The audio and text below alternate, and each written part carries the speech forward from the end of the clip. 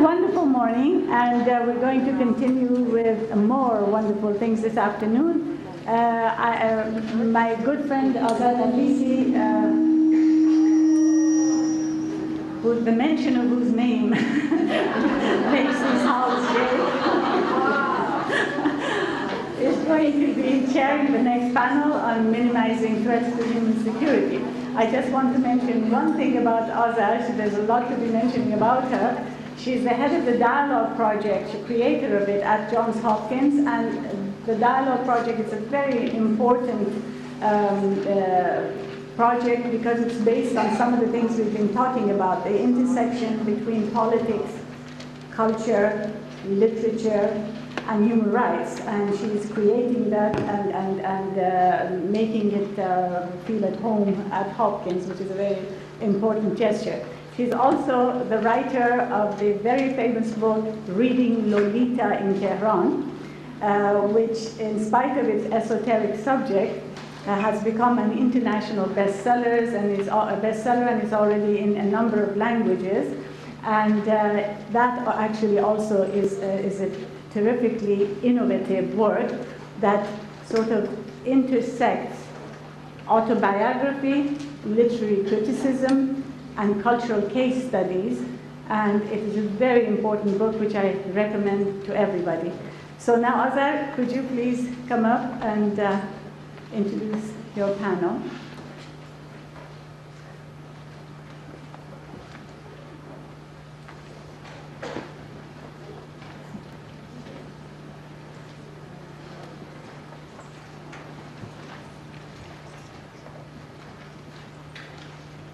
Thank you so much. I very much appreciate to be part of this. Words sometimes lose their meanings, but I think in this conference we're trying to bring back the meanings. So when I say distinguished, I genuinely mean distinguished. And I am very grateful that Mahnaz chose again to have SAIS as the site of this conference. When she talked about the book, every time I think of her, I'm reminded of how much many of us in the women's movement or in the cultural movement owe to Mahnaz. Actually, there are reverberations of her presence all over my book. It was when she and I sat in Beijing at the time when I was living in Tehran and I was going to resign my post. And I was telling her, oh my God, what am I going to do next? And she said, we could do it, and let's create this workshop in Iran. And that is how it all started. So in all aspects of my life, both in terms of personal friendship and otherwise, I see her footsteps and shadows and lights.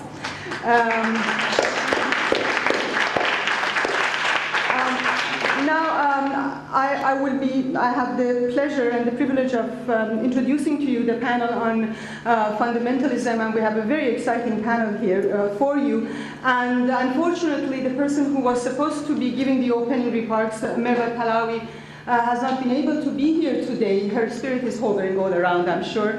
And so you'll have to bear with me. I will be both the chair, unfortunately, and be giving the opening remarks. Before doing that, I wanted to just introduce to you our very exciting and thought-provoking panel. Since we've been having discussions about who will be talking first, I will just be introducing you, and then we'll begin with Kathleen Peratis from USA, who is an employment discrimination lawyer in New York. Please. And she's on the board of Human Rights Watch and is the chair of its Women's Rights Division Advisory Committee. She has been the president of the New York Civil Liberties Union, director of American Civil Liberties Union Women's Rights Project, and it just goes on and on. So I think that her talk will speak for her more than anything else. Our second speaker on Islamic fundamentalism is Azza Karam from Egypt. She's the director of the Women's Program at the World Conference of Religious for Peace International Secretariat in New York, where she works to build a global network of religious women's organizations and mainstream their leadership in all areas of peace building and development. And as they say, the proverbial last but not least is Frances Kissling from USA, who is the president of Catholics for a Free Choice, which works to advance reproductive health, women's rights, and strengthening of civil society through research, education, and policy analysis. So you see we have a wonderful panel here. And now that I have had the pleasurable task of introducing our panel, I would like to just make a few remarks, sort of framing what we're going to be talking about today. The issue, I mean, you noticed the title of this session, Minimizing Threats to Human Security, Gender Rights and Religious Fundamentalism. And you know that the word religious fundamentalism itself is a very problematic word in terms of defining it. Fundamentalism, a Protestant movement that started in early 20s in USA, can it apply to all other religions or not? And then is fundamentalism an ideology? Is it part of religion, or is it used as an ideology confiscating religion for its own political purposes? This is another question. Then, or is fundamentalism also part and parcel of different religions? So you see, we have all these questions which just come up and pop out at the mention of the word religious fundamentalism. But I want to say one thing, that especially in the world today and at the beginning of the 21st century, what all fundamentalisms, and for the I'm going to use this term for the time being, and in fact all ideologies that are secular but borrow from fundamentalism, or fundamentalism borrows from them, they have one thing in common, and that is the fact that they delete and exclude and cancel out. And at the center of this deletion and cancellation and exclusion is the issue related to women's rights, to cultural rights, and to human rights. In fact, everything that is related to individual rights is confiscated under the name of morality and religion. Now, Islamic fundamentalism has been sort of at the center of attention, and I think that it brings to the fore many of the things that other fundamentalisms have in common, because first of all, the existence of theocratic states such as Iran, Saudi Arabia, the former Taliban, and militant Islamist groups who are now calling jihad against everything that is progressive. And so that is why Islamic fundamentalism is so much to the fore, and it brings to foreground many of the issues that other fundamentalisms also attack, and at the center of them is the issue of choice. And at the center of the issue of choice is the rights of women. And I just wanted to say, as a woman who comes from a Muslim country and respects many of the traditions in my own country and other Muslim majority societies, the issue of women's rights and choice is not the same as issue of culture and tradition, and it is not culturally determined. And what women in these societies are fighting is no different than what women in other societies are fighting, as the other panel talked about. These rights are existential and not just political. And women are fighting for the right to be. And so this is something that I think we should remember, and we should remember that women in Muslim societies do uphold and develop and make their cultures blossom, but there is no woman in the Muslim world or non-Muslim world today who likes to be genitally mutilated, stoned to death, be married off at the age of 9. So these are not the things that women in Muslim societies are looking for. And the last thing that I wanted to say is that fundamentalisms, be they Christian, Jewish, Hindu, or Muslim, all confiscate human rights. Remember Beijing and the fact that Vatican and Saudi Arabia and Iran voted together. So then they did not know any Christianity or Islam or Judaism. Remember the Jewish fundamentalist return movement, which goes to the ultra-Orthodox Jewishness in the same way that Christian fundamentalism in this country goes back to the values, in the same way that Muslim fundamentalists in my country and others go back to traditional values, and at the center of their attack again is women. I just wanted to read something from a Christian author. Susan Rose has quoted him. James Robinson, in a book called Sex is Not Love. He says, sex before marriage develops sexual drives that can never be satisfied and may cause a man behave like an animal. And then he goes on and says, some girls become that way too, but most of them don't. When they do, it is the most awful thing that can happen to humanity. This is not Ayatollah Khamenei talking. This is Mr. Robinson, you know. remember the graduate. So anyway, when I think of Mr. Robinson, I always think of Mrs. Robinson. I can't help it. So as the previous panel said, Charlotte Bunch mentioned the issue that we should look at ourselves critically. We should always look at ourselves critically and the world simultaneously. And the way we respect one another is to look at one another critically. So I will give the time to our distinguished panel to continue their discussions. And remember what Noreen Heiser was said about reclaiming our identity. I think by redefining these issues, we're also doing that. So thank you very much, Kathleen.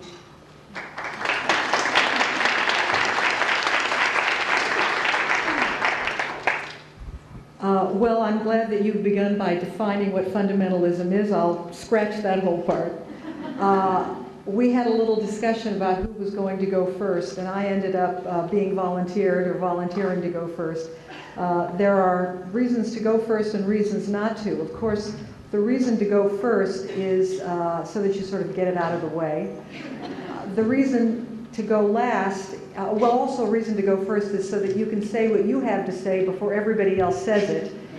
But the reason to go last is to get an idea of where the whole panel is going and to try to address what the concerns really are. Nevertheless, here I am first.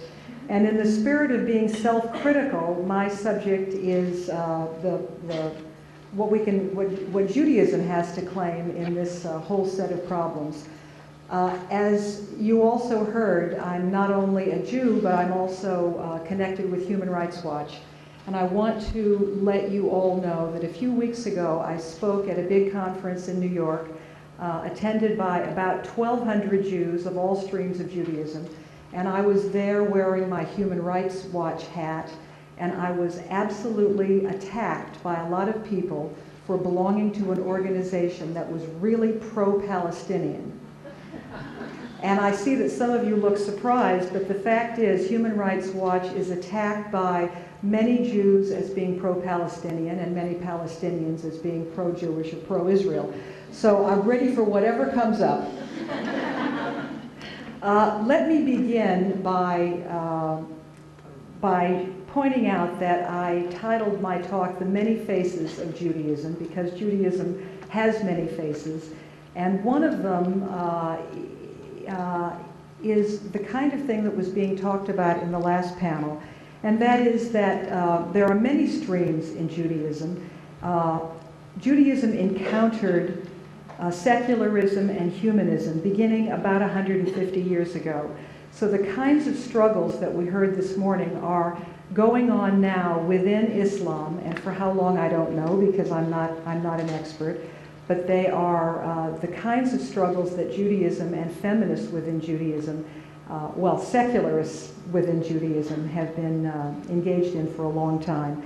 And the feminist encounter with Judaism began seriously about 30 years ago. So there has been a lot of work that's gone on within Judaism in order to find the spaces in Jewish texts that give room to humanism and feminism and pluralism and democracy. So I'm not going to talk about that because that's not the subject, but I want to make it clear before I talk about the particular problems of Jewish fundamentalism that does not represent the majority of what Judaism is about. Jewish fundamentalism certainly exists. I believe that any religion that has lasted for 2 or 3 or 4,000 years is bound to have everything in it. There's probably not a thought or a human desire or an expression, positive or negative, that doesn't appear somewhere in the text of any religion that's been around for so long. And the question always is, what is dominant now, what is emerging now, and what are the possibilities now? Certainly Jewish fundamentalism exists, but the proposition that I want to put forward is that even a fundamentalist religion, if it does not have the coercive power of the secular state behind its fundamentalist views, is not likely to cause much damage outside of its own community.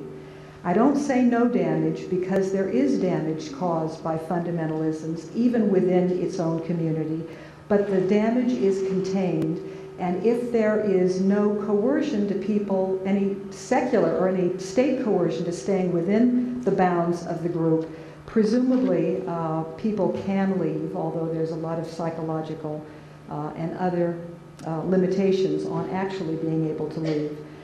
But when we look at fundamentalist Jewish groups that don't have any or much secular power, I think we can see that the damage that can be done outside is pretty limited. I'm thinking in particular of the Hasidic community in Brooklyn, lives very peacefully next to religious Muslims. They don't demand that the streets be closed on Shabbat.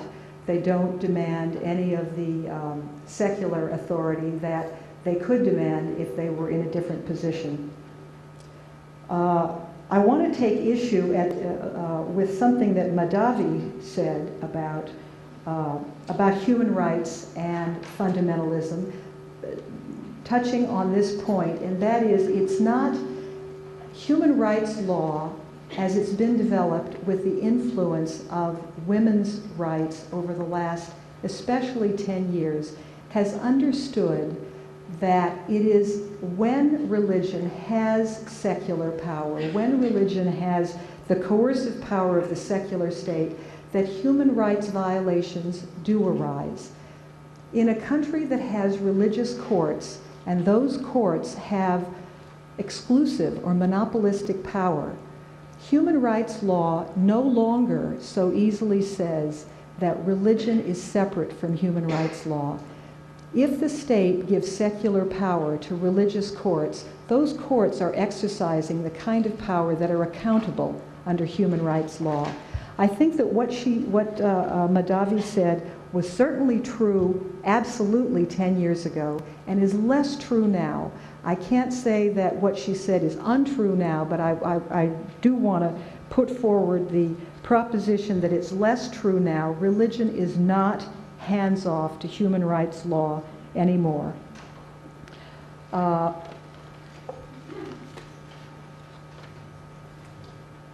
The subordination of women in every fundamentalist religion is a human rights issue, as I was just indicating, when the religion has coercive civil power, and less so when it isn't. The problem with fundamental Judaism is most prominent in a place where Judaism is an established religion, just as Islam and fundamentalist Islam is a power where it is an established religion or a majority religion with civil power behind its edicts. In Israel, as you know, Judaism is in a sense an established religion, and religious courts have a monopoly on issues of personal status. I've always found that phrase to be an interesting one, personal status. What it really means is a monopoly on everything women do, because it's the personal, it's the private sector, it's family and marriage and custody and support that is the sphere that women have been allowed to operate in. And religious courts having exclusive and monopolistic power over personal status means that they have monopolistic power over women. Even non-consenting women in Israel are subjected to the monopolistic power of religious courts. Christians are subject to the monopolistic power of Christian courts, Muslims to Muslim courts, and Jews to Jewish courts. And everyone is assigned to some religion or another. According to my understanding of human rights law, when those courts discriminate on the basis of sex, that is a human rights violation because they have been afforded secular power. They decide if you're going to get a divorce. They decide if you're going to get custody of your children. And if there's discrimination against women, the state is responsible for a human rights violation in that context. When religions have that kind of secular power, it means they have power. And as I read not too long ago, I think it was Mark Twain who said, "To a man with a hammer, a lot of things look like nails." And the fact is that across cultures, women look like nails because we don't have the power. One of the powers that is afforded to religion in Israel, even non-fundamentalist religion, and is afforded to religions in places where the particular religion is established, is what I would call the power of the status quo, even apart from fundamentalist religion. When religion has the power of the status quo, it means that nothing is going to change, especially in a parliamentary system, unless a lot of people really care a lot. And that has to do with the priority of issues that have a negative effect upon women. It may be that the majority, and I think the majority in places like Israel do care about women's rights, but because so many people have to care so much to change the status quo, when people with a strong anti-female attitude hold perhaps the balance of power in a parliamentary system, and therefore have the power to keep the status quo, that is one of the powers of religion, even in a place where there is a secular majority or a non-misogynistic majority who would vote in favor of a change if they were ever asked to vote. But in cases where not only is the religion an established religion, but where it is joined with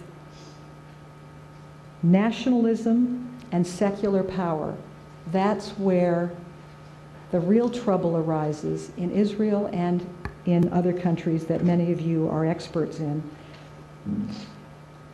In Israel, where that conjoining occurs with the National Religious Party and other ideological and nationalistic powers, they are joined with secular power, and the Nationalist Party has the power to wreak terrible effects that the majority may disagree with, but for various reasons the majority is not able to exercise its will, either because it's not loud enough or because it's deferred in various ways. I've heard fundamentalist Jewish scholars arguing for the most terrible things, arguing from Jewish texts. When I was speaking a couple of weeks ago at the conference that I mentioned, one of the people on the panel with me used Jewish texts in order to justify house demolitions, in order to justify the proposition that the families of suicide bombers should be executed. As you are probably aware, some fundamentalist Jews have argued, or did argue, that there were Jewish texts that justified the killing of Prime Minister Rabin. These arguments are only dangerous when the people who believe them have secular power to make those arguments stick. And in a place where the religious tradition from which they are arguing has that kind of power, then it's a lethal situation. I think that I've probably taken my time. No? Okay. Fundamentalists in my tradition, unfortunately, have the attitude that they're operating from a deed granted by God. Anybody who thinks God has told him usually, what to do, is likely to be at least problematic.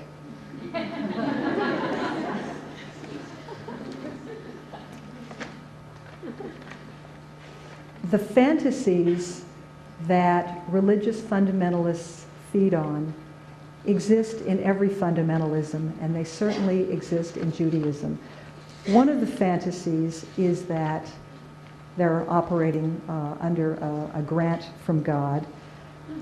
Another fantasy that has enough reality to make it stick and to make it very hard to dislodge is the idea that the whole world hates Jews anyway, no matter what Jews do, and therefore people who believe that are impervious to world opinion.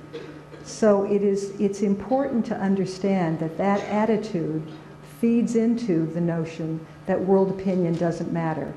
There's also the fantasy that if we dig in our heels long enough, Arabs will eventually give up. A fantasy that a minority really does believe.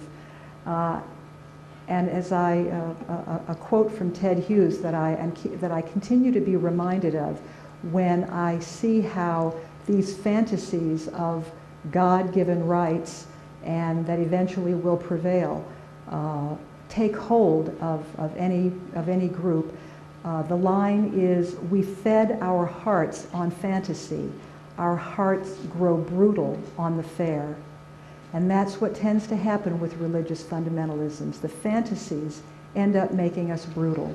It's important for women who understand the importance of individual rights, who understand the importance of humanistic values, and who understand the universalism of these values, dislodge these fantasies and try to make some inroads into the brutality that the fantasies feed.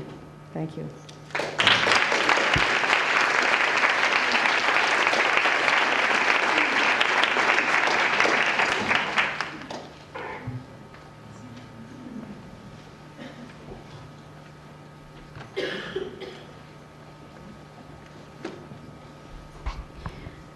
Good afternoon, everyone.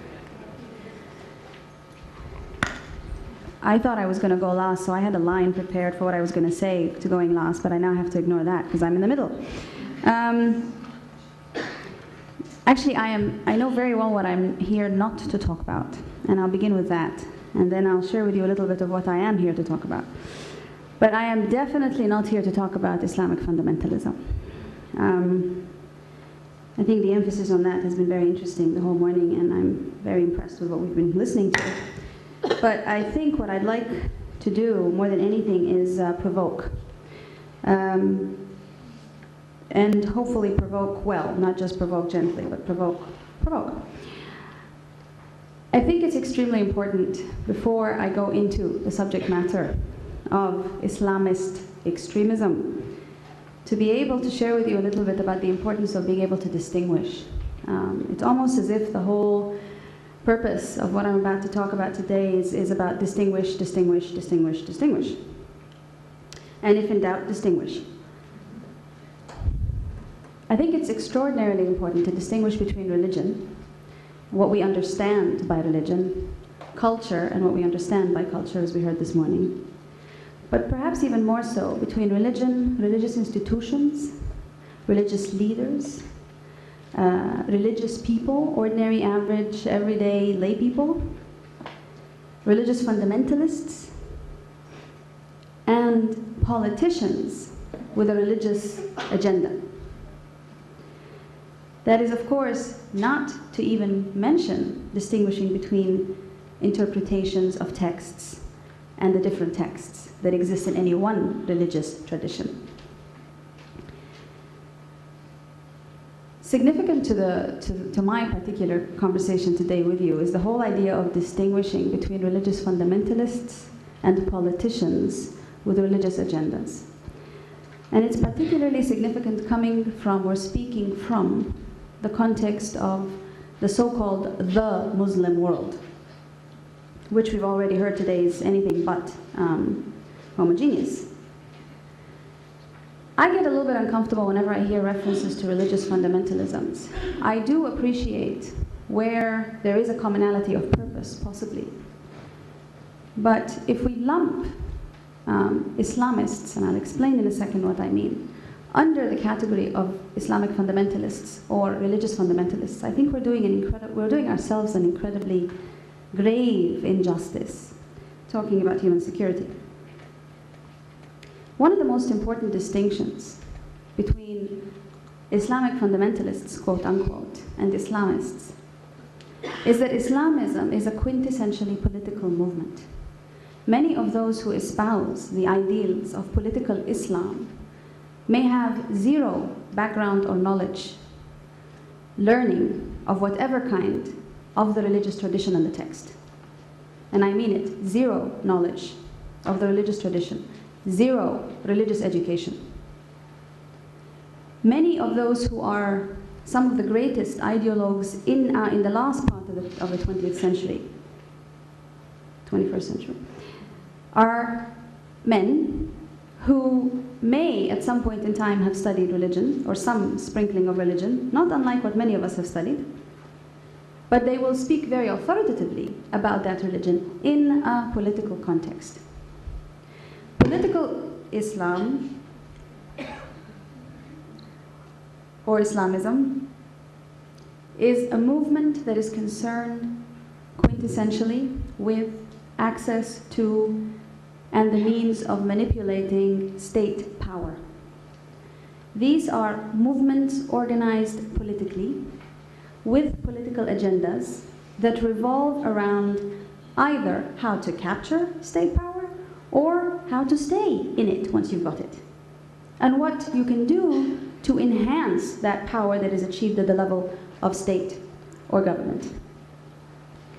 Why is it important to distinguish between them and Muslim fundamentalists, so-called?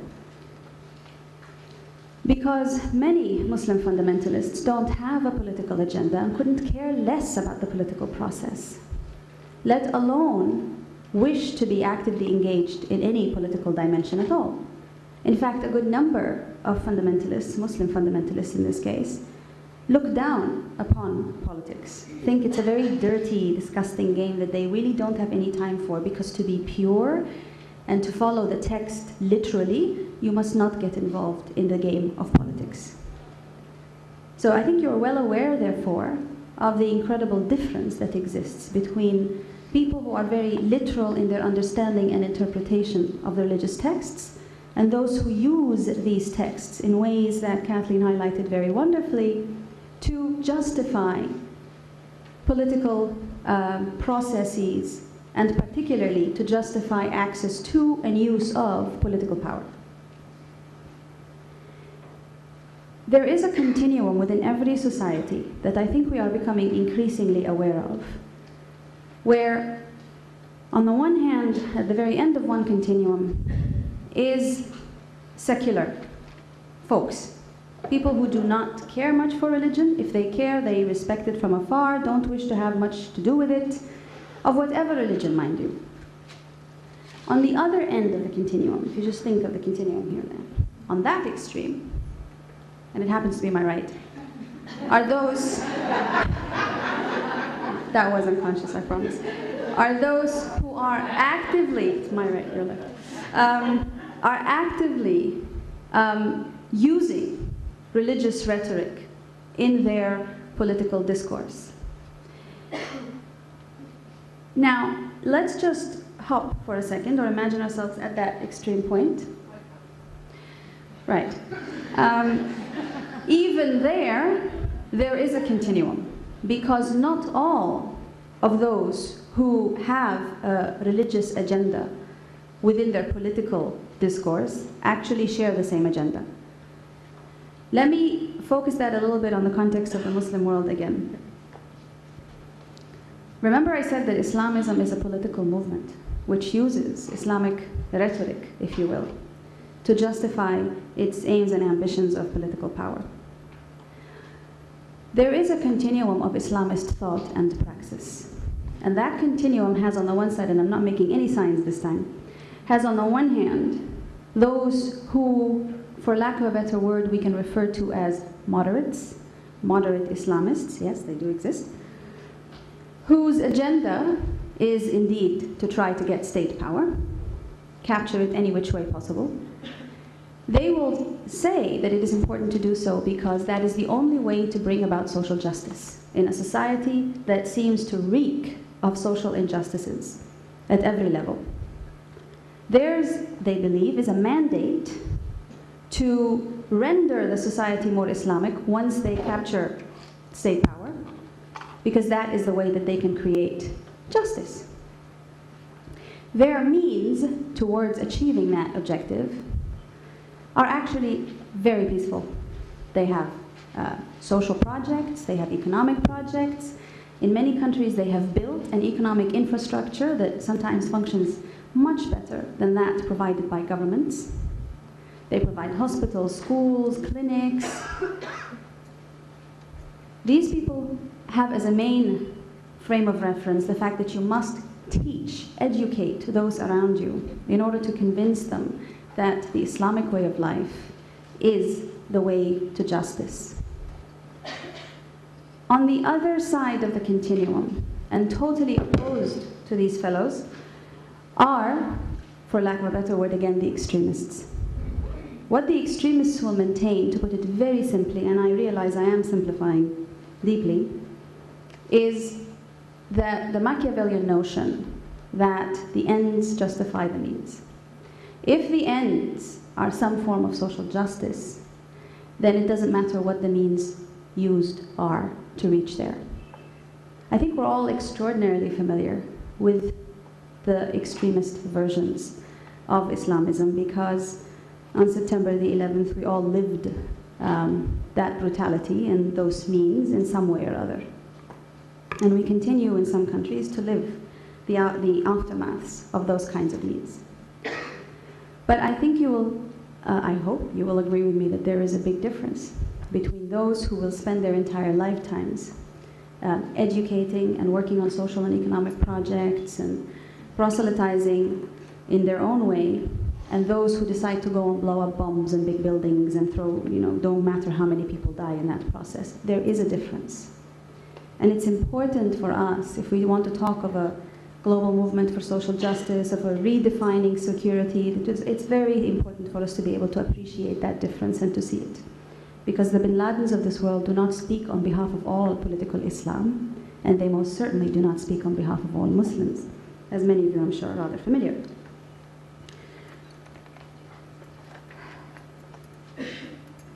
Think of that continuum, therefore, in terms of, not the Islamist continuum, that political continuum, from secular all the way to religious. In terms of the implications on women's rights issues, on women's positions in society, on the perception that women would have in a society, and on particularly notions and understandings of feminism and the praxis of feminism. Let me take that continuum again to the Muslim world. The Muslim world. Secular feminism, those that we are most familiar with in the Western world, and those that have in fact begun in many instances and continue to provide guidance to a large feminist movement in many parts of the Muslim world. They are also those who would be very strong to advocate that we're not going to take any religious discussion on board, because to do so would be to play with fire. If we begin to engage in what Islam or Christianity or any other faith tradition for that matter has to say about religion, we will only end up dividing ourselves, but what's even worse, we will end up at the mercy of the religious institutions and the religious leaders and the religious interpretation, which is the domain of essentially the patriarchs. But there is also a continuum within the feminist movement. And let me explain what I mean by feminism. I get a great deal of grief about this, understandably. The way that I understand feminism is two parts, two components. One is a realization that women are, for a variety of reasons, oppressed, subordinated, subjugated, get the bad end of the stick, the short stick, whatever. They have a heck of a hard time in most societies. But in addition to that awareness, it is the activism that follows in order to try to bring about an improvement in the lives of women, if not equality, whatever it is perceived as. So it is an awareness and an activism at the same time to target that position that women have. Think in terms of, again, another continuum. I'm sure I'm going to be famous for continuums after this, but think in terms of another continuum for feminist movements and feminist thinking in the Muslim world. And I've mentioned the secular side of the continuum. But I think we need to be able to be aware of the fact that even on the Islamist spectrum, which is the other end of the continuum, that there are women within these movements, particularly the moderate Islamist movements, who not only are aware that women are getting a very rough deal indeed, as a result of their faith tradition and social traditions and so on, but they're actually trying to do something about it. They will shun the term fundamentalism. Some of them are a little bit more comfortable with, they will shun the term feminism. Some of them are a little bit more comfortable with the term women activists, or activists on women's behalf. But these women do exist, and they do exist within Islamist movements. And for us to ignore them is a little bit like having a patch over one eye and still believing that we can see the world perfectly normally like anybody with two eyes. Not only is it important to be able to distinguish between the women members of these movements, because I'm not saying every single woman member of the Islamist movement is a woman who's a woman activist. Some of them are very much against any idea of talking about women as having a lesser status than men in society. We're talking specifically about those who are aware of that situation and who are actively trying to write using the discourse of political Islam. But somewhere in the middle between those two are religious feminists or women of faith who are very strong women activists. Nolene spoke earlier today about reclaiming our identities. And I think it's extremely important for us to realize that if we're going to reclaim our identities, we're going to have to allow other women to reclaim their identities in ways that we may not necessarily like.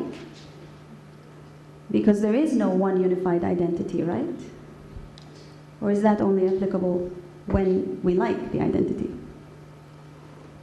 But if we're going to reclaim identities, then we have to appreciate that some of us are reclaiming identities as women of faith. For some of us, faith is not just a matter of fundamentalisms. Faith is a tool for empowerment. It is the way that structures, the way we wish to structure our life, the way we wish to view our life. It is what gives us confidence, it is what gives us pleasure, it is what gives us pain. But faith is important, and it is a part of our identity. And why is it important for us to acknowledge that that aspect of reclaiming identity is significant? Because we cannot honestly speak of human security and redefining human security, but say that it can only be redefined from a secular perspective. It may well have to be redefined and opened and accepted by allowing women of faith into that domain of women activists. If we can reclaim our faith, we are also taking the carpet out from under the feet of those who would defend patriarchy, claiming that this is what God wanted us to have. I think it's extremely important for us to appreciate that within the context of redefining security, it's not only secular women who have an agenda to redefine security, that women of faith have been redefining security for quite some time.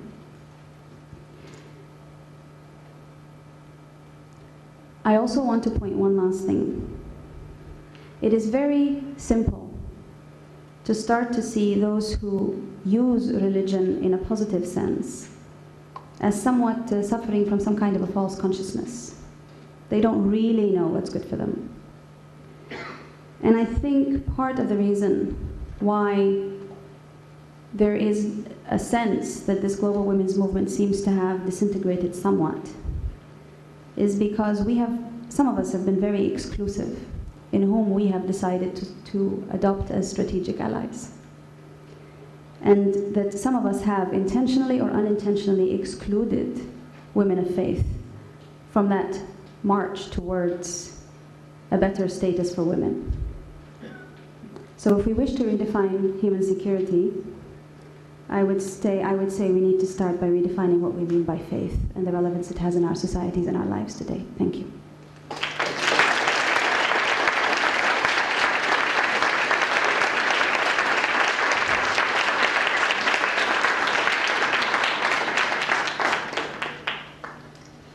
When anything terrible happened, if instead of standing behind the podium, I stood over here. I hate these podiums. This looks like it's going to be okay, and I'm going to watch out. I won't fall over. I probably won't fall off. I might get excited, but I probably will maintain some level of control over myself. I'm glad to be the last person to speak. I love to be the last person to speak. One of the reasons I don't have to stand behind the podium, and neither did my colleagues, but one of the reasons I don't have to stand behind the podium is because I don't have any written remarks. So I never have to look down. I don't need a place to put my speech. I just kind of wing it. The other reason I like to speak last is not because it's the most powerful position on a panel, but that doesn't hurt. But because I learned my juices get flowing when I hear the other speakers, and it gets and puts new ideas into my mind and enables me to be a little bit maybe fresher in the way that I would speak. So I'm very happy in the position I have. I'm also very happy to be with all of you, most of whom, as I understand it, are working on the question of state power and politics. And I want to say that I, as a Roman Catholic feminist, feel very, very connected to what you do, because I have a mission. And my mission is to overthrow the government of the Roman Catholic Church.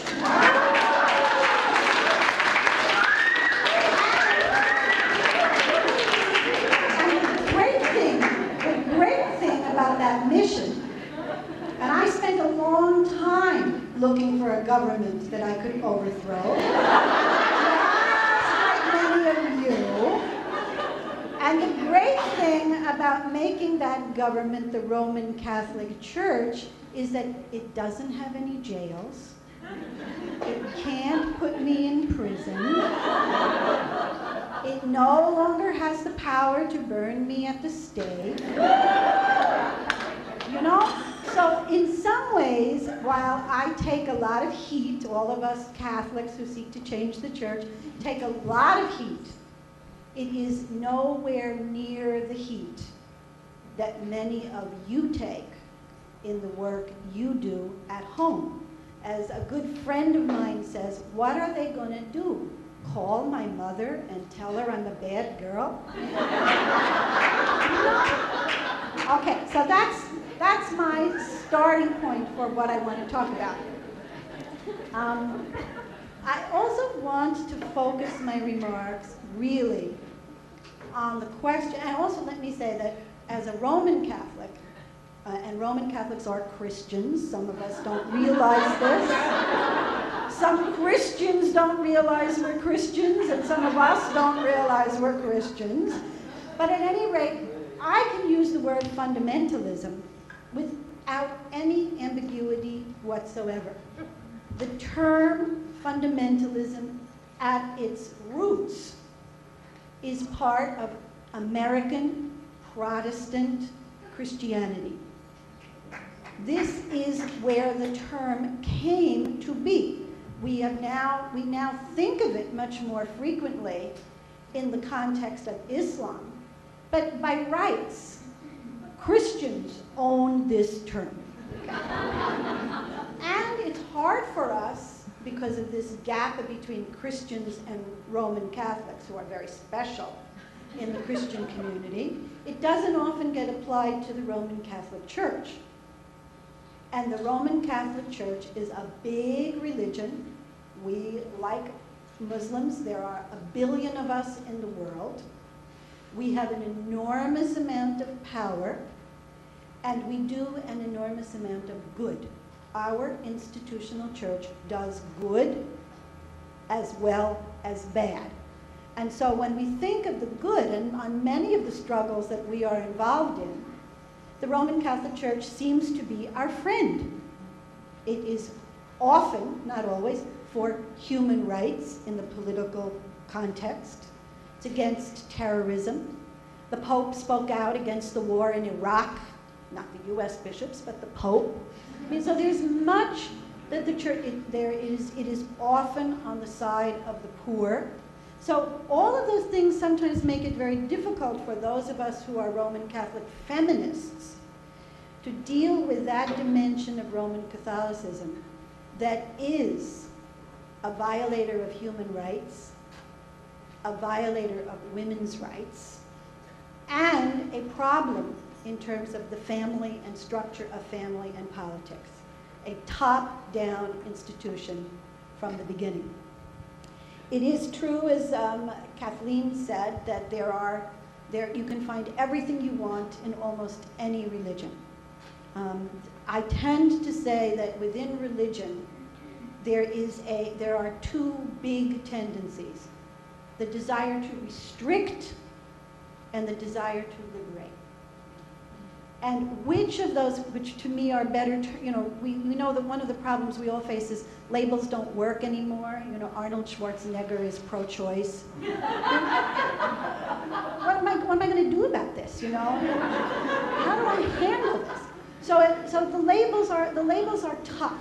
But for me, again, rather than even conservative, orthodox, fundamentalist, extremist, all of which are good terms to use, for me it is, does a religion seek to restrict or liberate the human spirit? And which of those tendencies dominates at any given moment of history?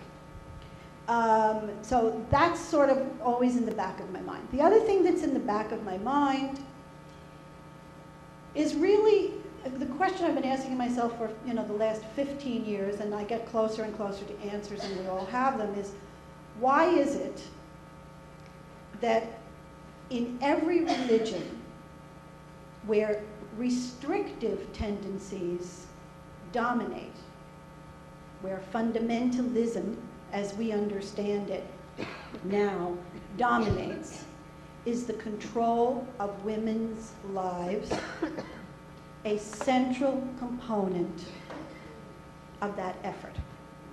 And I would say that, I think we all experience this every time anybody speaks. We agree with everything everybody says, and we also disagree with everything. It's like, yeah, she's right, but, what about this?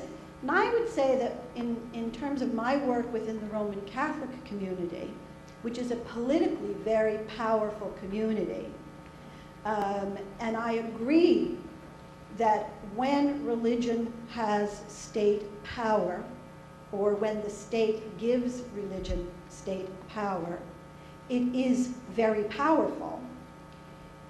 But I would also add that I still believe, and maybe I'm not yet postmodern, I'm still kind of an Enlightenment person, I still believe that the most powerful thing in the world is ideas. And that even religions that we need to worry not just about the state power of religions, but about what religions teach as religions.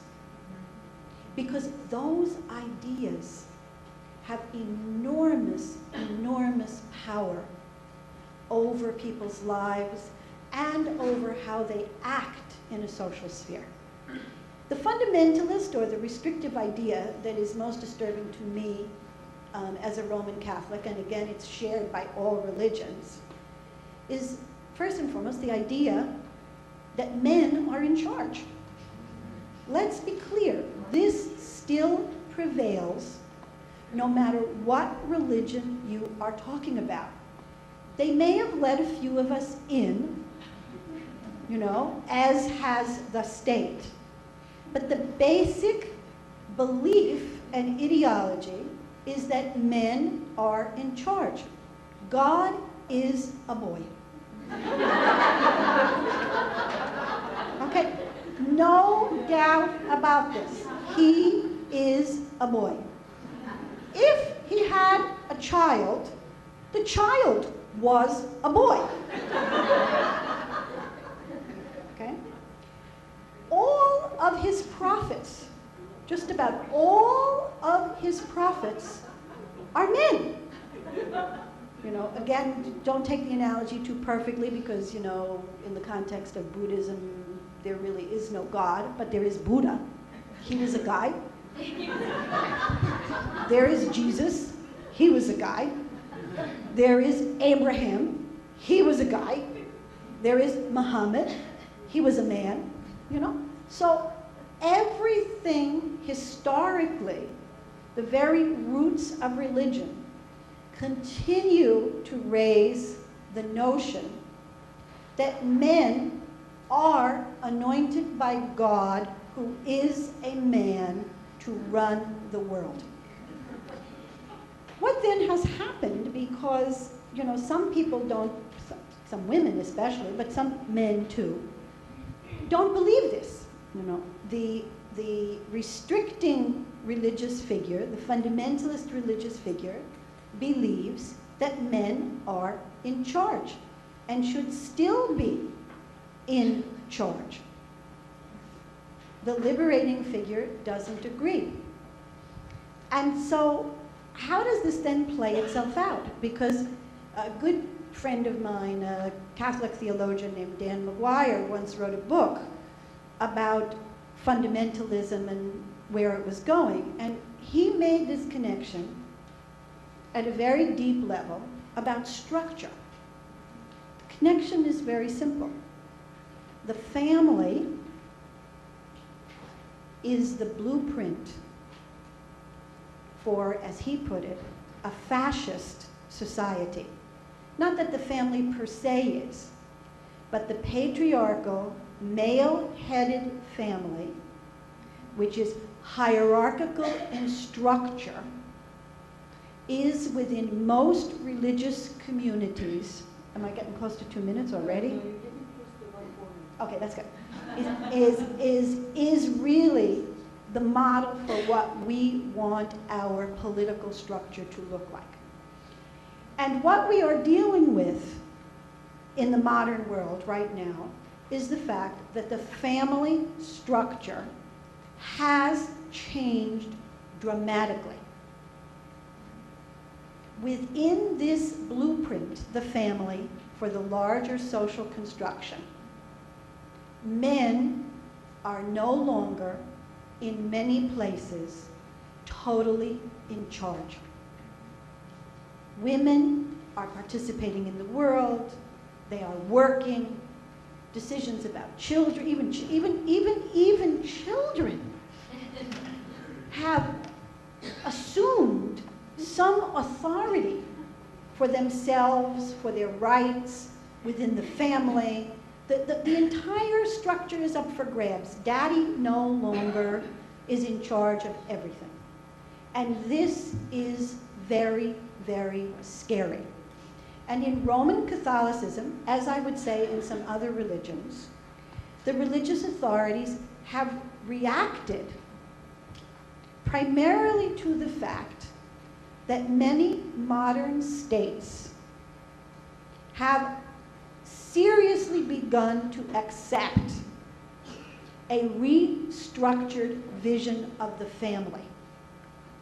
The battle in Europe, just to put it in immediate terms, and in Canada and the United States, over gay marriage and civil unions, has evoked a reaction by the Roman Catholic hierarchy that is stronger and more virulent than the reaction of the Roman Catholic hierarchy to the war in Iraq, the global economy, and any other form of human suffering we know about.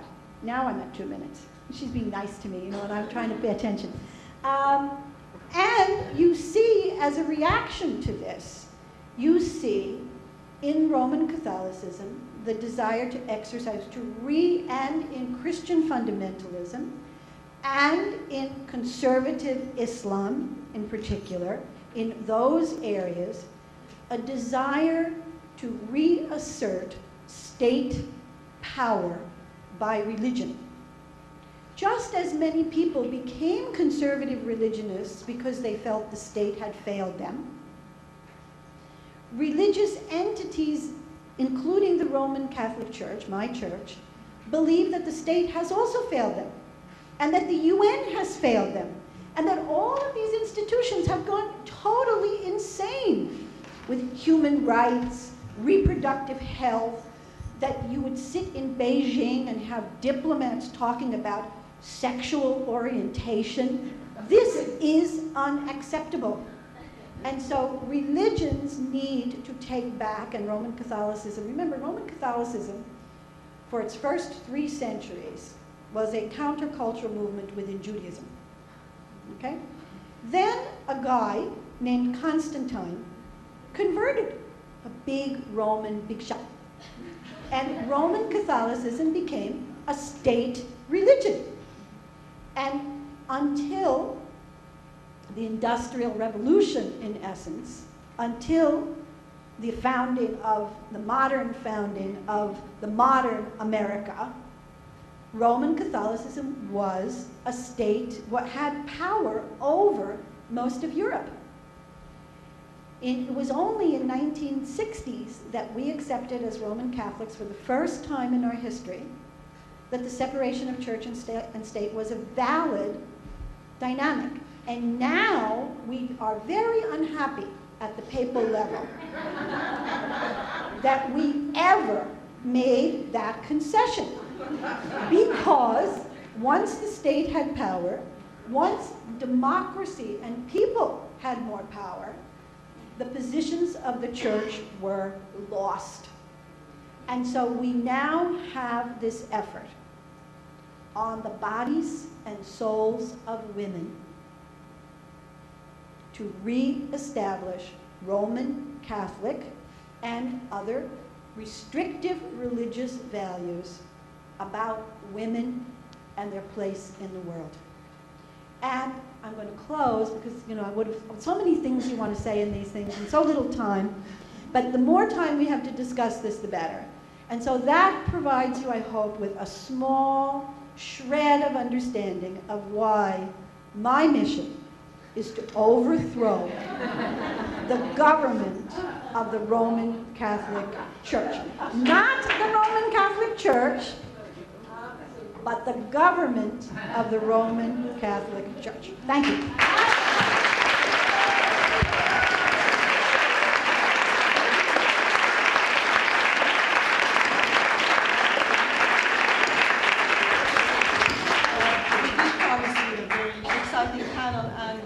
Our own lists of governments that we would like to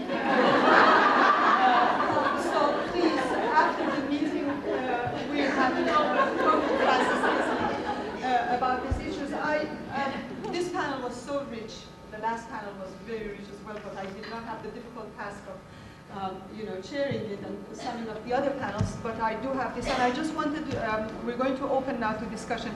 I just wanted to bring up a few of the points that each of the panelists made in order to sum up what they said, and then we'll open to discussion.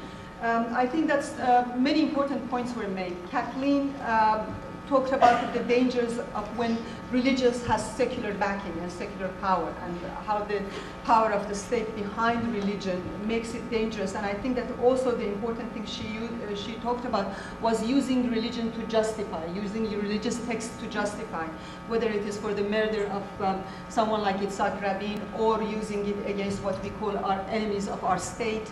And I think that this is a very important point, because in all these religions we see this pattern of how we use the power of that guy of the God, that whom, are you going to overthrow him as well? Well, we have to talk, we have to renegotiate that. We're going back to the Roman mythology and all of that.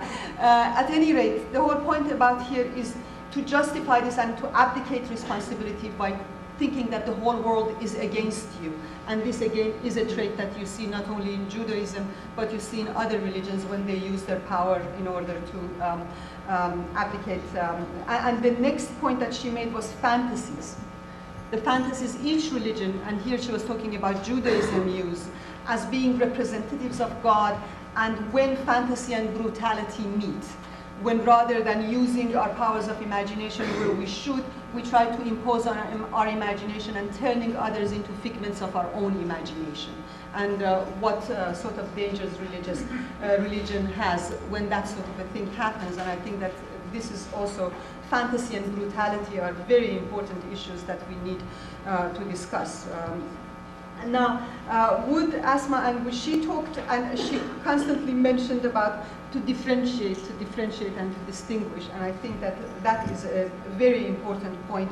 And I think she also made a very important distinction between what she called the Islamists, whom she said might have zero education in terms of what Islam and religion is. And in fact, they use the name of Islam and they use the name of ideology in order to push their own political agendas. And what she called Muslim fundamentalists, and what she mentioned about some of the Muslim fundamentalists, in fact, being very much against religion interfering or intervening with the affairs of politics and state. This definitely is true of Iran. They think that religion would be destroyed once it becomes too involved with the worldly matters. And this is, I think, a new definition that we have not, people usually don't talk about when they talk about these issues. And I think differentiation here is very important. And also, she talked about the role of women. And again, differentiation between all these different colors and shades and hues, moderate Islamists and women of faith within the Islamic movement who are also criticizing and redefining themselves from within. And she also brought the question of not one identity, but reclaiming, actually I think the right word for it would be reclaiming our multiple identities or our rights to identities. And last, and as you would say not least, Frances, apart from, she has not yet given us the blueprint for the overthrow of the government of the Roman Catholic Church, but at least she has now suggested the idea.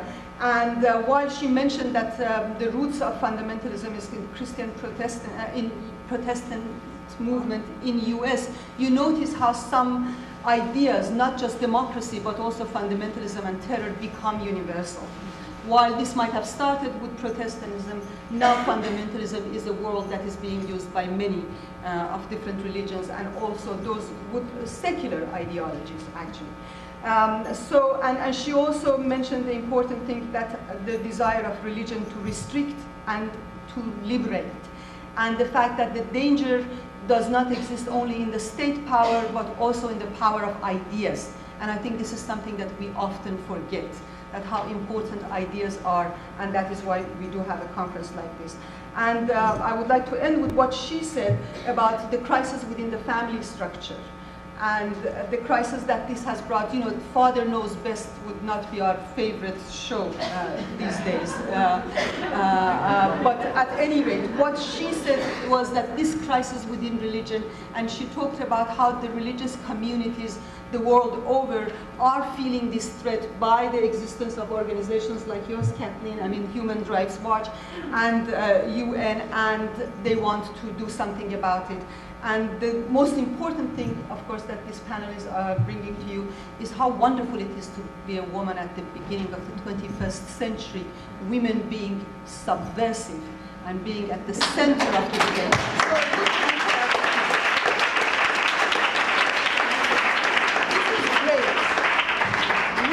Standards by which we will decide which society is open and pluralistic, and celebrate while you can. Men too. Okay, now we have questions, please, and comments. Would you use the two microphones at each side? We in fact have 5 extra minutes for question and answer. Right on.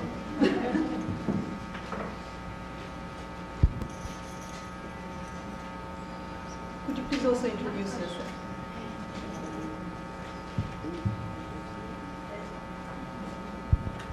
Thank you. My question is directed to Azza Karam. It's not a question actually, it's a comment.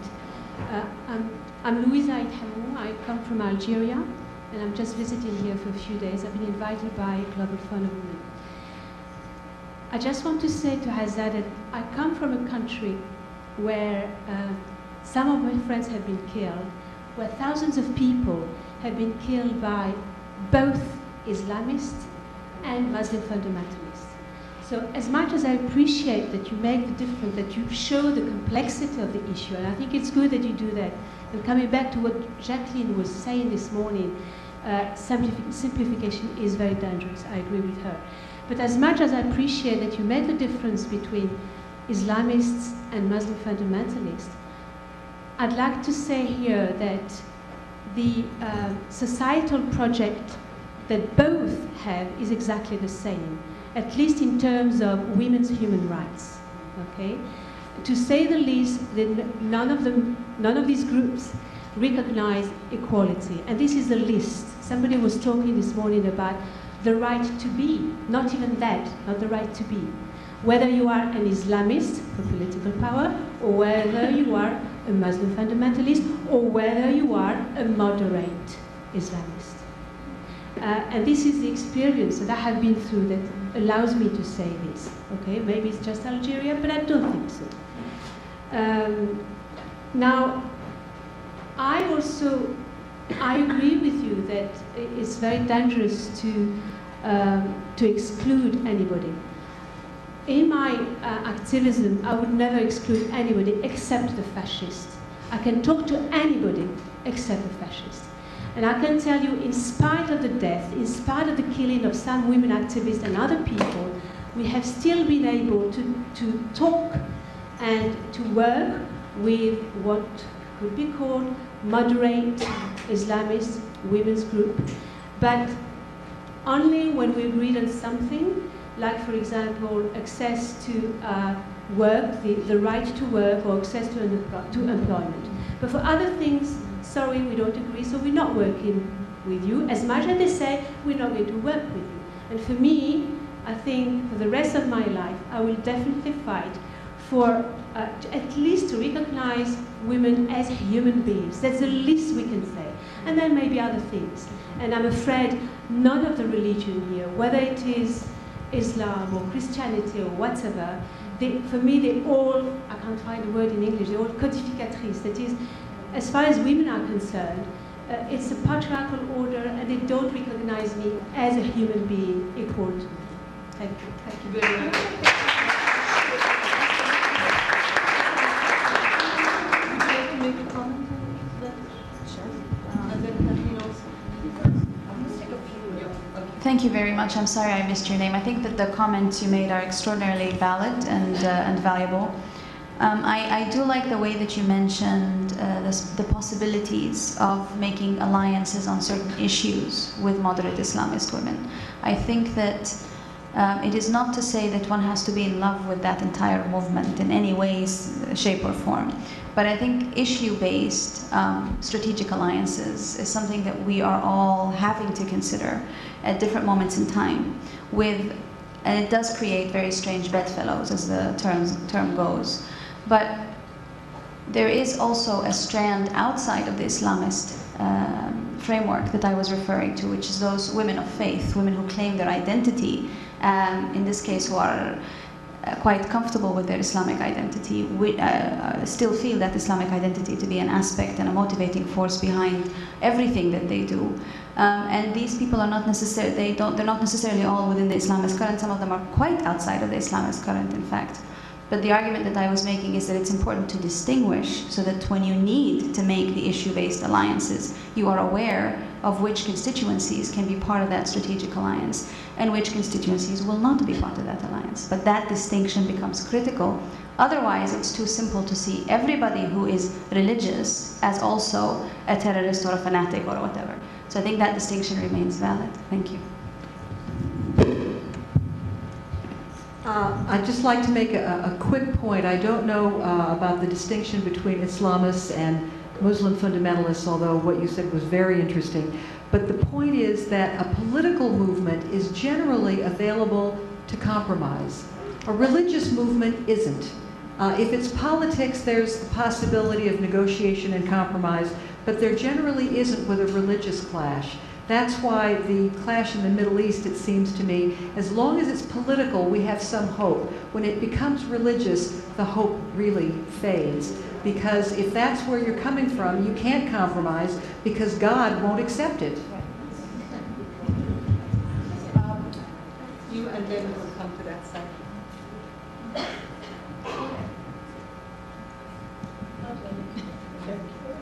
My name is Mary Condren. I'm from Ireland, and by profession, I'm a theologian. I want to say how heartened and moving it has been to be here, and for the first time in my life, practically as a feminist, to hear such an endorsement of the importance of the work that I and people like Frances Kissling have been doing for the past 30 years, working with religious traditions and reclaiming them for the empowerment of women. Thank you. I also want to say something about our experience having come from Ireland and having lived through the last 30 years of civil war, which has been conducted alternately under the auspices of religion and or politics. And in that context, I want to tell you that the EU recently had a vote on a document on fundamentalism. And 500 people voted on that document, and it was an extremely intelligent and important document instancing the correlation between fundamentalism and the oppression of women. The document was passed by 2 votes out of 500. Unfortunately, I don't have the document with me. But I think this is instructive and important because one of the reasons the document was rejected by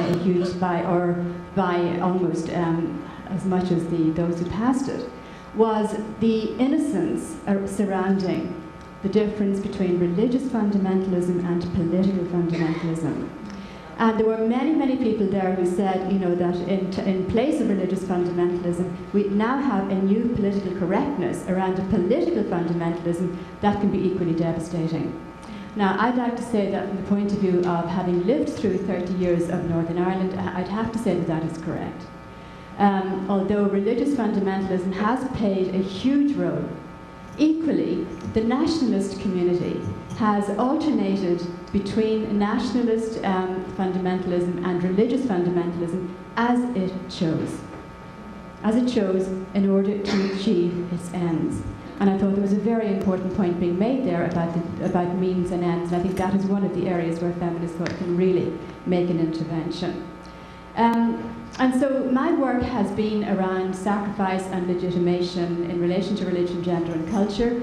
And one of the areas now that I'm increasingly moving towards is the question of psychoanalysis, and particularly influenced by the work of people like Julia Kristeva and Lucille Garay, who both look at the commonality between religious fundamentalism and political fundamentalism as that lying in the tyranny of origin. The tyranny of origin relates to the claims being made about land, about territory, about the possession of an ideology or a religion, and they also relate to the tyranny of origins around the bodies of women. And that is where the connections, I think, can be made very usefully about the impetus in fundamentalism that applies across the board, whether it is religious or political. And finally, and I have no vested interest in saying this, but I happen to be here also for a conference, and those of you who have come from far distances might be interested in this, starting on Friday on gender, psychology and war, which is on at Georgetown University and organised by Psychologists for Social Responsibility. I'm just putting out that simply because you might not be aware of it, and some of you coming from long distances might be interested. I'd be happy to give you that information. I'm going precisely because I want to make that connection on the tyranny of origins from a psychoanalytic perspective. Thank you.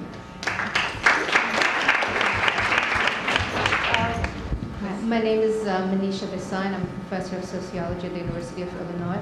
And my comment is really in the same vein as the earlier commentator on this side of the room, which is that on one hand, I don't want to exclude people, and faith communities are fine, but at the same time, as I think Frances said, since most world religions are fairly patriarchal, not only in their ideology, but in their institutions, is there really scope, for real change without transforming these particular institutions and religions themselves? And the reason I say that is coming from India, where within Hindu religion there is a space for liberatory aspects, and which is not as institutionalized as some of the other religions, where there are goddesses and where there is space for women to practice their faith in different ways. I see a lot of those same women now being sort of oriented towards one male God-dominated religion, namely Ram. So I don't think that it's that easy. So even within a religion where there is space for goddesses and women-based practices, given the current historical moment, there seems to be a move towards, not only a patriarchal God, but a very fundamentalist, which, if we go by the definition of fundamentalism, it's kind of ironic because Hinduism doesn't have a text to be fundamental about, but yet that it takes on the trappings given what's happening in the rest of the world. So I think as feminists who are committed to women's equality, we need to be careful even as we want to include women of faith.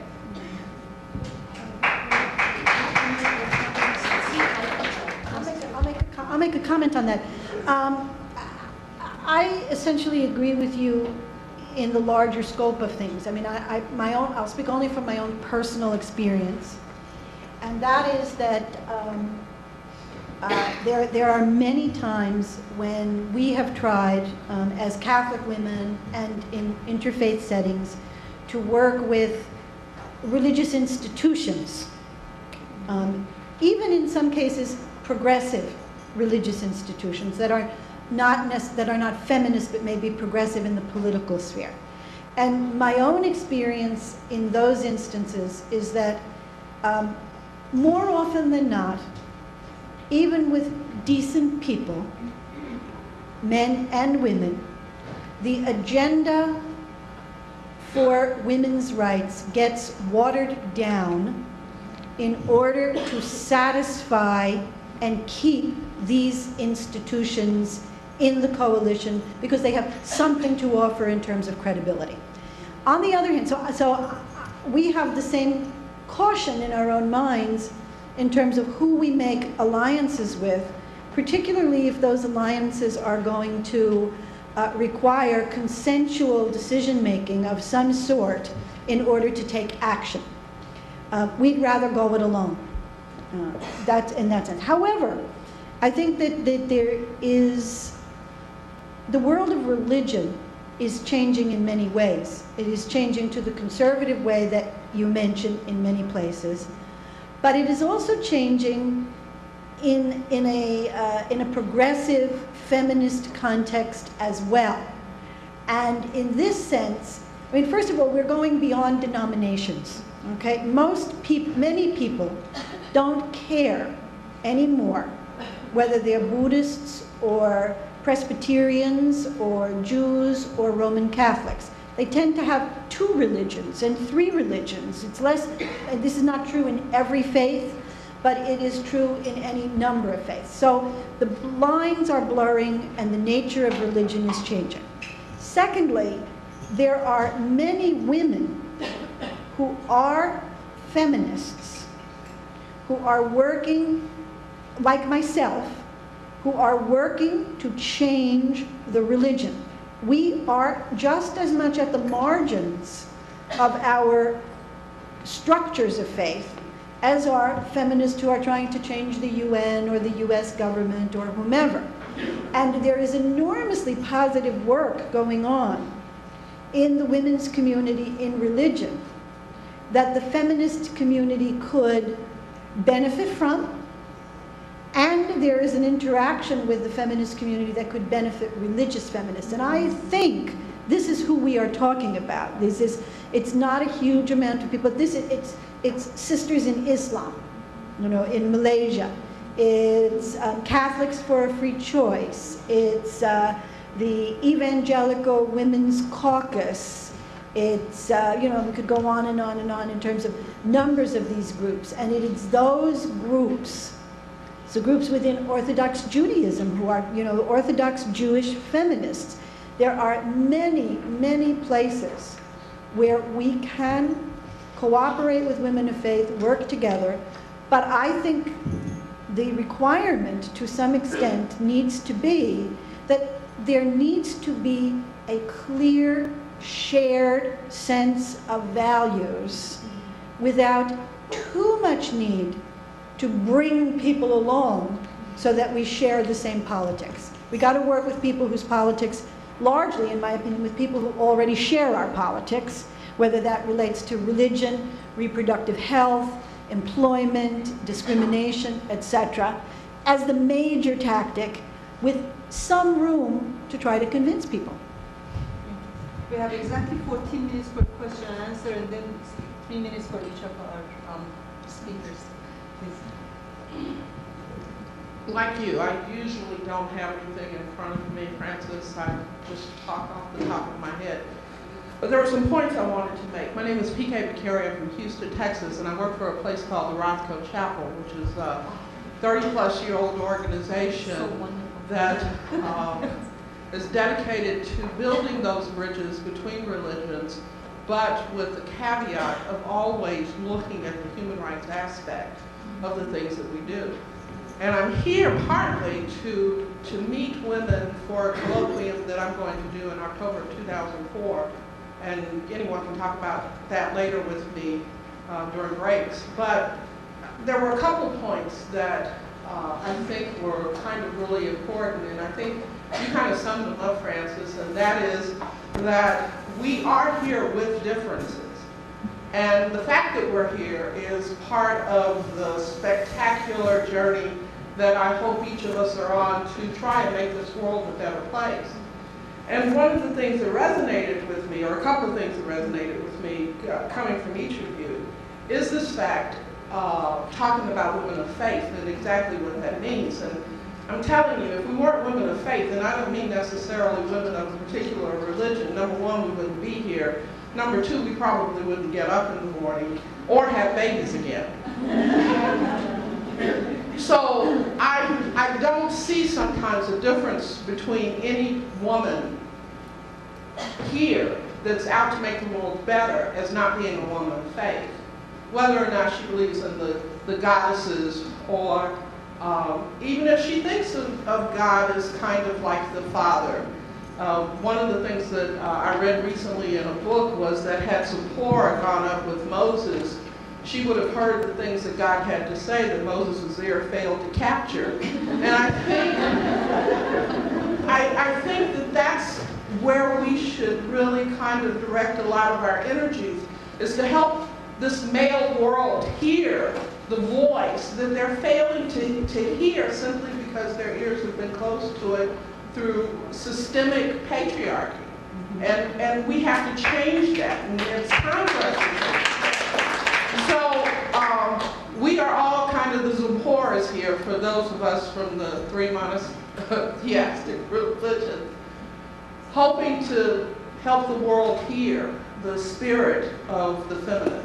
And I just want to thank you. This has been wonderful.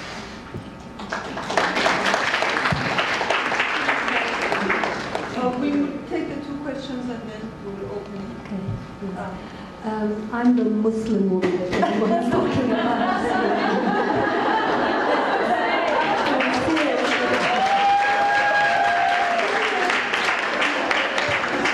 Seriously, I'm Umayma Abu Bakr from Egypt. I have two comments, not particularly directed to any of the speakers. I wanted to just pay attention to two things that haven't been talked about or that I haven't heard about so far in this conference on human security. Number one is occupation. I haven't heard that word. I trust tomorrow there's a panel on that. But I would really like to hear that highlighted more often, I think, and to discuss the effect of occupation. After all, there are two Arab countries right now occupied. So I'd like to hear more about the effect of simply military occupation on human security. So we'll wait until tomorrow. This is one term. Another term that I would like to talk about is not religious fundamentalism, but secular fundamentalism. And by the way, this is not my term. This is a term borrowed from the writings of the American scholar John Esposito. I'm saying this because I'm asking you all to look at the issue from another perspective. I've attended state-sponsored conferences as big as this in Cairo, Egypt, in which I've heard people come up and nonchalantly speak about or say that, well, maybe the Quran is not really very divine, maybe you should rethink the fact of its divinity.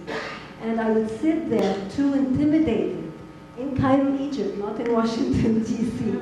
I would sit there too intimidated to get up and oppose this or say, because this thing on my head, I just cannot stand up and say that, please, if you don't believe in it, I don't care if you won't believe it, but just don't tell it to my face that the Quran is not divine.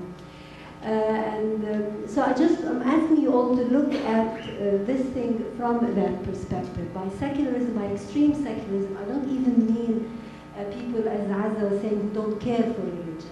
that's okay. I mean, it's, you know, if you don't care, this is not my job. I'm not God. I'm not going to judge who believes and who don't believe. But aggressive secularism, or intimidating secularism, is the thing that I would ask you all to think about. So, thank you.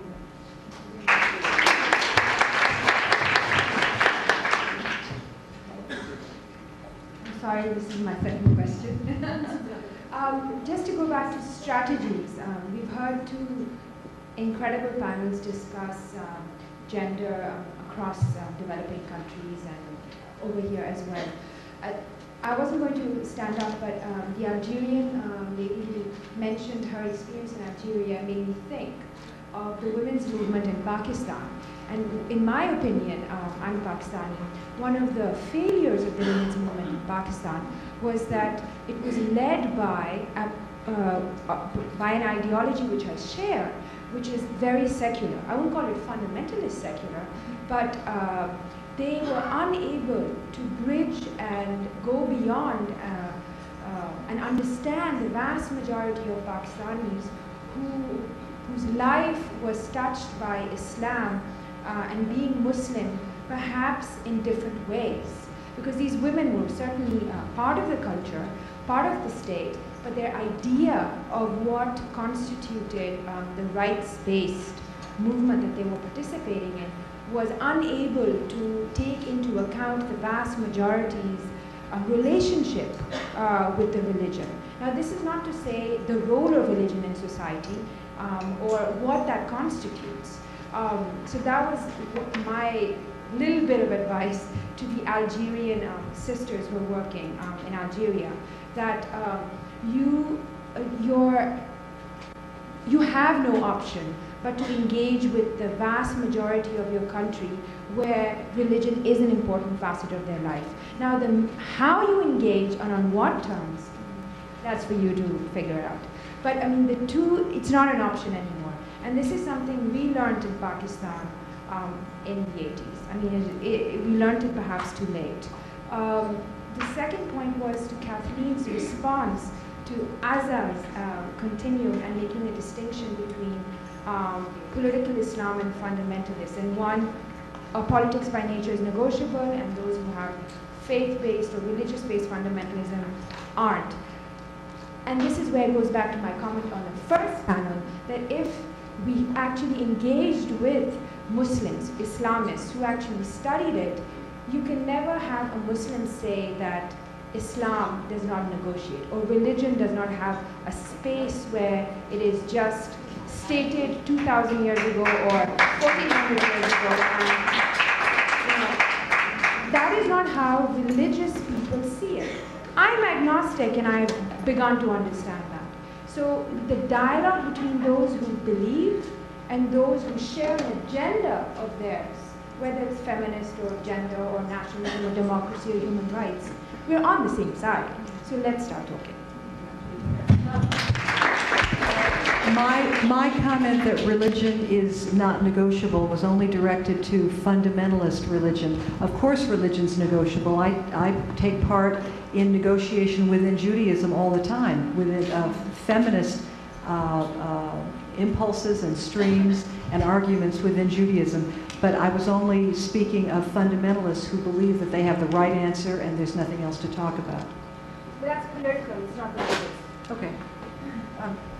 Also, there was a point that was being mentioned that to say that you're secular does not mean that you're anti-religion. Right. I think that this is a very important differentiation. And also to say that you're secular, we want separation of religion from states.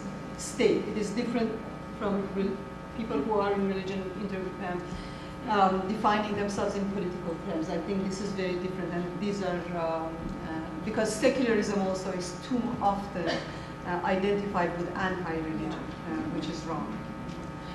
Okay, oh, please, Kavita. After Kavita, then we'll have... It's actually just one small addition to that comment, because having grown up in India, I think the definition of secularism for most people who grew up in India is actually quite distinct from separation of state and church. And I think it's very important because, in fact, some of what my sister spoke to a little bit earlier about what is happening now with sort of us all having been handed ram on a platter, is in part because of the unique definition of secularism within the context of the newly independent Indian state, which has struggled for a very long time, not in fact to define secularism as separation of church and state, but rather respect for and tolerance for and inclusion of all religions but no one religion as being a state religion. So I just want to add that because I think in the United States it comes out of a very Western experience of separation of church and state, which happened over 300 years, is what Frances talked about, from the result of Christianity. There are different contexts for us to think about secularism. And I think the Indian experiment, which is going through great challenges of its own right now, is one place to look at. I mean, it has resulted in more national holidays than any other. You see how wonderful this conference is. Both people from the floor and people here would make this debate so exciting. I don't want to leave somehow, but I think every good thing has to come to an end. And so would everybody speak for 2 or 3 minutes? I'd just like to make a very brief comment about the public-private dichotomy. I think that we understand that for many years, for many generations and centuries, that dichotomy was used in order to justify men exercising authority and control and power over women and keeping any kind of control or secular authority out of it. And that kind of public-private dichotomy belongs in the dustbin of history. But having said that, I don't think we should forget that there is a place for a different public-private dichotomy. There is a place to define as private in the sense that it is beyond the reach of the secular authority. We don't want the government to be able to get into everything. We want to be able to allow people the space to do what they want to do privately without having any risk of governmental interference, without having any risk of even having what is done labeled as a human rights violation. Space where the government and the UN and international norm creators can't go. The bedroom is certainly one of those places, and there are lots of others. So I just don't want us to lose sight of the fact that there are private spaces. They're just different private spaces than those male gods have been telling us for a long time. I'm going to go next because I want Azza to have the last word. The last word in the panel. And now we're going in the order of historicity.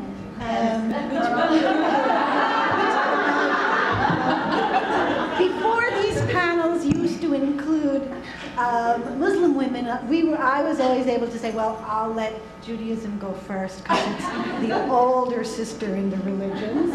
But now, I have to give space to the younger sister. Okay, I want to say 2 things. One is to discuss what's the biggest challenge I feel I face in my work and what I need most from you.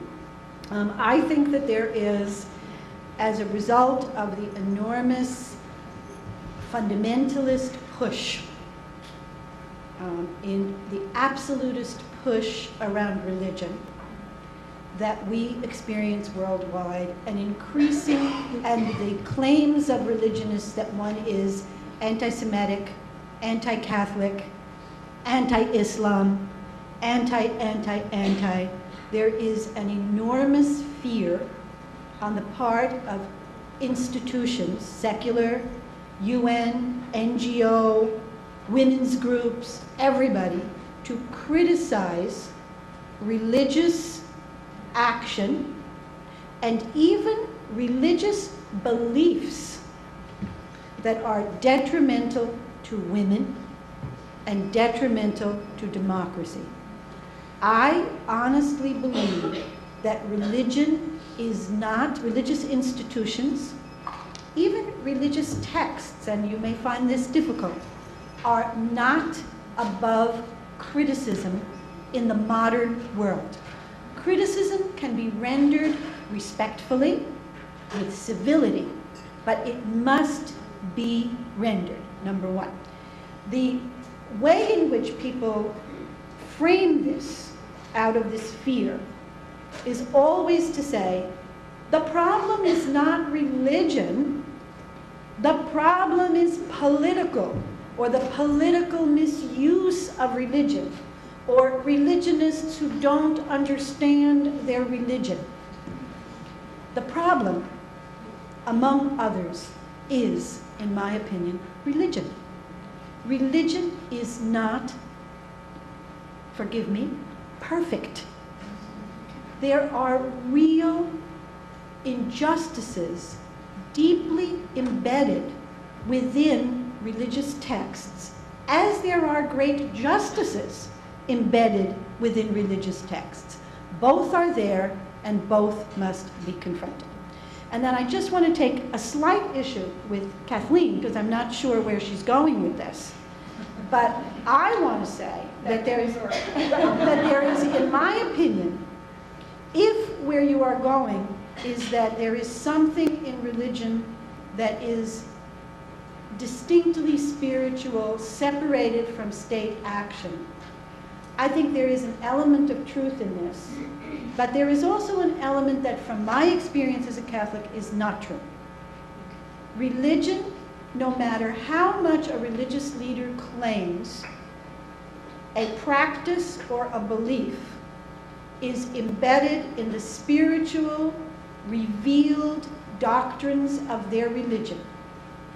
As the UN has said, that cannot be used to justify discrimination against women, and I say it should be subject to state action. Can I say one thing? Yeah. One thing, and then We could go back and forth for a while, but I would draw a distinction between a religion that is able to impose that spiritual conclusion because it has political power, and a religion that doesn't. For example, I don't think the Catholic Church is subject to opening up the priesthood to women in the United States. That is not something that any secular power should have anything to do with.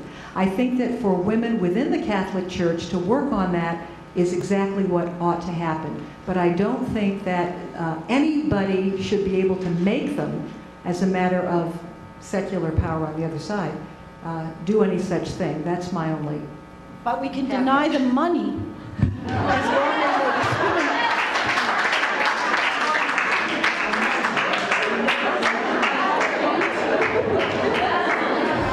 this is so wonderful.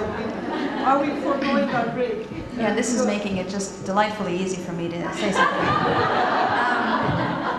On a separate note, I just wanted to draw some strings together. We started off by focusing on religious fundamentalism. We've ended up by looking at religious institutions, essentially, in the way that they function or can function.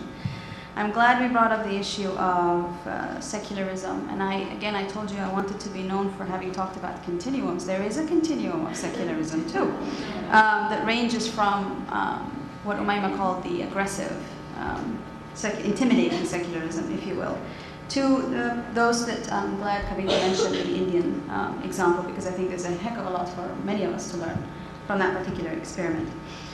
I just wanted to say in terms of the nature of religion changing, I totally am delighted that that's been brought up, because we tend to always see it in terms of religious fundamentalisms, and fundamentalisms are negative and they're oppressive towards women, which has very clear reasons, obviously. But I think it's also important to look at the other side, always, of the religious coin or the religious spectrum, the continuum, again, which is that religion can and is and will always be considered by men and women as a very important part and a significant part of their lives. And they would have different ways of manifesting that, as you brought out very clearly, but the methodology that we use is different, but that does not mean that we can afford to relegate religion and people of faith. In this instance, I mean people who are practicing people of faith. We cannot afford to relegate them somewhere in the backyards because we just don't like the idea of religion anymore. So I appreciate it very much, and I think this is something that if this panel can come out with as one of the many wonderful conclusions, is that there is no longer an option but to engage with women of faith in their various shades and colors and descriptions. I come from an organization that mobilizes, as part of its mission, mobilizes religious women across the board, around the world. And quite frankly, there has never been anything more inspiring to me than being able to be in a room with women coming from so many different faith traditions. And by the way, this is not representative of the different faith traditions out there. If indeed the last person to speak was supposed to be chronologically ordered, then I would have asked Bani Dougal from the Baha'i faith to come and speak. But I think it is important to realize that there's a heck of a lot of work going on within the faith-based communities by women. They're 95% of the service providers in all faith communities around the world. How can we possibly know that and then turn around and say, yeah, but they suffer from some kind of a false consciousness, we can't really include them in our feminist movement? Which a lot of us do, by the way, and we can be extraordinarily good at excluding. Yes, it's good to be careful to include, but being cautious is one thing, being exclusive is quite something else. And last but by no means least, I want to say that the nature, even though the nature of religion is changing, and it's important for us to, as Frances said, to think in terms of clear, shared sense of values, yes, but also a shared sense of mission, because in many instances, issue-based strategic alliances are still very fundamental and important to do. So if we could possibly start taking on that challenge, it would be amazing how many alliances we would be able to create and what we could really do. Thank you. Thank you very much.